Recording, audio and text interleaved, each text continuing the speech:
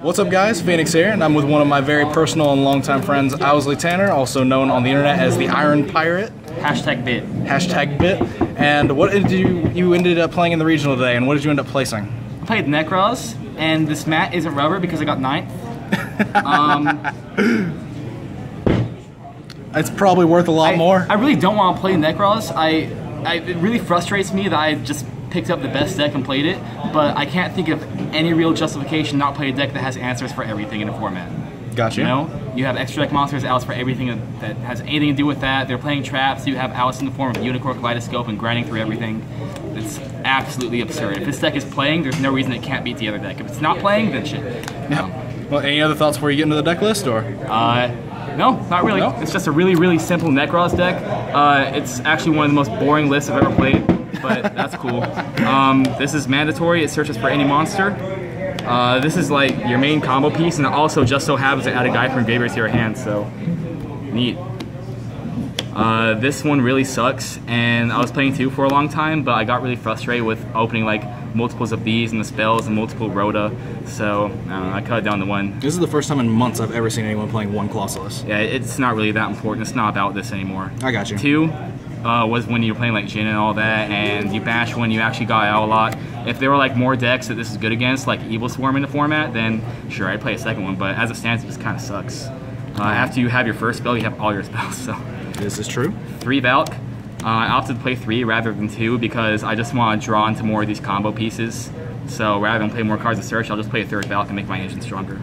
All right. It's all about Valk now. I was surprised at how few times I dropped Trishula. Yeah, even it was like 3 times in one match and then twice for the rest of a tournament. Yeah.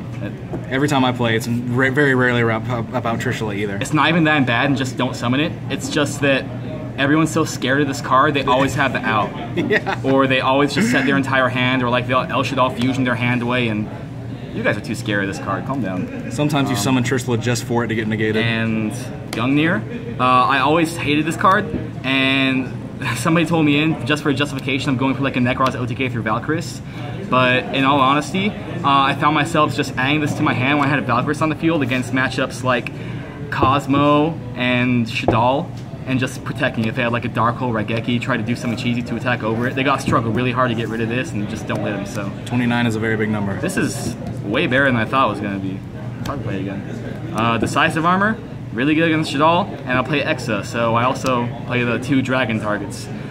This doesn't really make that much sense if you don't think about it, but that was a bad sentence. That was a very bad sentence. That was a terrible sentence. But the reason we play this is because if you get a Valkyris stick after 1 turn and you discard an Exa or something to search this, then you can discard this, bring back a guy that you tribute with Valkyris, like Great Sorcerer, Shirt, and Exa, tribute that again and get a raw +1. Same way you can like discard a Unicorn to get back one of the guys you tributed, or use Briannak to search one that you haven't yet.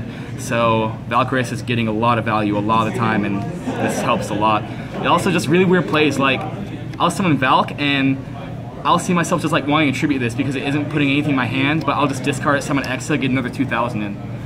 Neat stuff happens. Did you ever use it at all during the day to like just make Manju or Senju into a 1-card rank 4 through Great Sorcerer? Yeah. All the time. Easiest dwellers and emeralds in the world. Into the effect monsters. I play one of every ritual monster, by the way, at least. In fact, I play one of every Nekroz card that was printed besides Dance Princess. Whole squad. I really like the fact that it has so much utility when you play these cards, and you don't really need them, to be honest.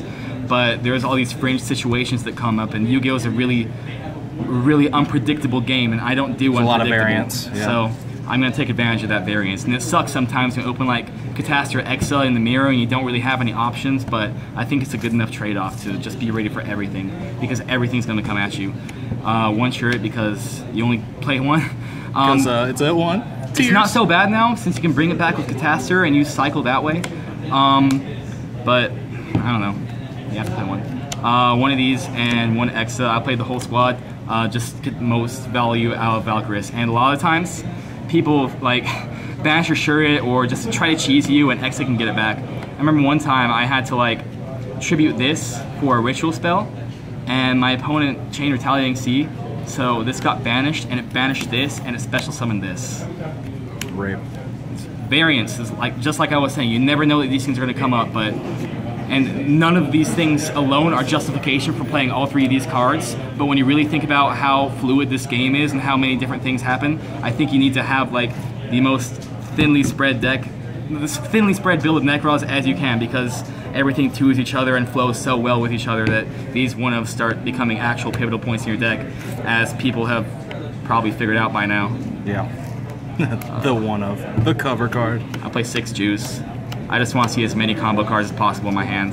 I don't think it's a bad thing if you draw 2 of these.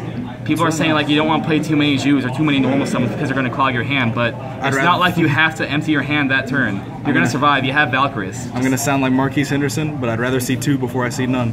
For real. And then to round out the monsters, or I guess traps, I got 2 Max C and 2 Veiler. I also have 2 Shared Right in here as my 6 defensive cards. I had room for 6 defensive cards. There's no reason for that number. And I couldn't really decide on which one would be best against the field, so I opted to play 3 different ones. Like I said, spreading thin, so I would be less likely to have dead cards. Like, against Abyss, this is dead, sure, but against the Mirror, this is great. And against, like, Shadal, this is usable. Against Clifford in the right situation, you can do this. Maxi's really worse upstart goblins sometimes, but it's okay because it advances your game state while it stops them. Those are the kind of cards I was looking for. 6 spells. Okay, 2 of each. That's what I was wondering. I thought you might have been playing like 3 Cycle or something. I was playing 3 Kaleidoscope for a long time, but I don't know. 6 just makes so much sense. It's perfect. You hardly ever, well, you often use these twice, but I never really need a 3rd one unless I'm like super late game, in which case I probably messed up somewhere along the road. And I have to Unicorn back some guys. Alright. Prep, because it's at 1 and 2, does 2 things at once. I only played 2 Rhoda. For a long time I was doing 2 Clauseless, 1 Shirt, and 3 Rhoda. But I just kept getting really frustrated at the thought that I had at least 8 ritual spells for me to draw multiples of, and then 3 cards that search more ritual spells if you already used your Shirt. So I opted to cut this down to lesser and just played 2 targets. And once or twice during the tournament it was dead, but one time that it was, I just emerald back the Shirt. Alright. So, I don't know. I'd really like to find an excuse to play a 3rd one of these, but there's no reasonable warriors in the format that I can think of. And the 2 Shared Rights round up my defensive lineup, and the last of the 40 cards. I was playing this for a long time. The theory was just to let them play their upstarts, let them play their chicken game, and put themselves at a disadvantage, but I just got frustrated and had to cut a bunch of cards, so I put those in. Extra deck, it's nothing out. Well, it is something out of the ordinary. You know what? No, let's save this. Side deck. This is cool. The idea is you search this with Rhoda, and you can dump this and Chimera Tech the Cosmo field. It doesn't work against Cliffords, only towers, but you don't side in against them anyway. So I thought this was a really neat interaction. I never used it. I Chimera Tech with Kaleidoscope once, and that's the only time I touched that card. I got really frustrated. One time I played against Cosmo and just had a special summon to beat over a Good Witch in a really stupid grindy situation. So like, this is probably the nuts, but I'd never know. Next cards are 1 Droll and Lockbird, 1 Max C, 1 Zephyr Saber. These were just in case cards. I had the 3rd Max C because it's really, really good against Burning Abyss. I think this is the one card they don't want to see more than anything else because they have to stop their turn and it slows them down. And I don't have to explain why it's good against Abyss. I didn't play this for a Durandal thing, although I do use it. For those of you that don't know, you probably do. They search a card, and you draw and lockbird them. They can't search or draw anymore, and then you make Artifact Durandal with Ptolemaeus and Diamonds, and you shuffle their hand back into your deck with its effect, and they don't get any cards off of it. Correct. The Zephyr Saber is specifically for Noitilus. I wanted a searchable out that's part of my engine that could out that card. Right. Does that make sense? I don't want to play things like Darkhold. I have to hard draw rather than search with the Nekroz or Brionac. Right. Moving on from that, the rest of my side deck, besides these 6 cards, is just back row hate, and there's not a really good reason for that. Honestly, I got to like 12 cards, and I just threw in 3 more back row hates because I couldn't think of anything. The side deck could be a lot better, but I didn't want to lose to rogue decks that would just cheese me with a mistake. Okay. There's no reason that I should be losing to like a Ritual Beast player if I have 2 Denko Sekka, 3 Mystical Space Typhoon, 2 Twister, and 2 Royal Decree. No. The thing about these though is like some of them are better in different situations than the others, obviously enough. For instance, I wouldn't side this in against a deck that isn't like Tutela or Clifford that runs a lot of face-up cards that aren't floodgates. Rather, I'd side Royal Decree and things like that. I don't know if I'd side this against Clifford or not. I was on and off about that all day because like it's really good. It's a total blowout when you get it within like the first 2 turns, but once I have that lose the turn face up, you wish you'd side this in instead. Right. So, I don't know, this side deck kind of sucks, to be honest. I would probably just play an absurd amount of back row hate again. Extra deck, standard. It's 2 of these.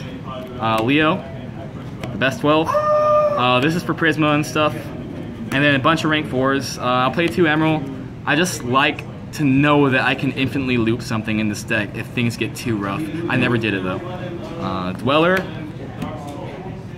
Exciton, Cassell. I was cutting this a lot. I don't know why. Whatever. Diamond Direwolf.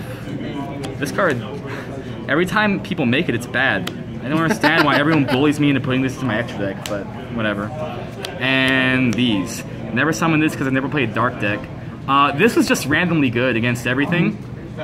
Like, when in doubt, if they have a clear board and you can't Trish something, you can't make a rank 4 that matters, Emerald's not going to do anything, you just make Durandal. Every deck plays spells and traps, you negate one of them. Sweet.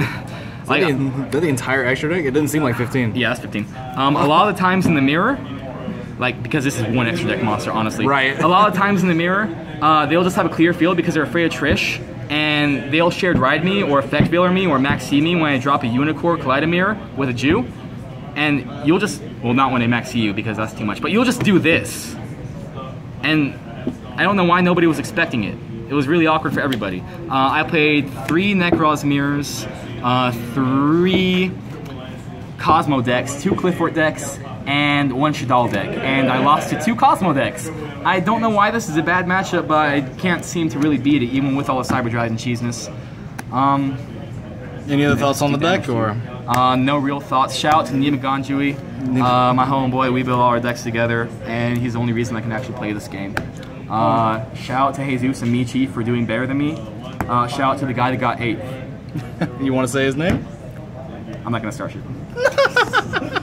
Well, thanks for the deck profile, Owsley. As always, guys, take care. Let's go.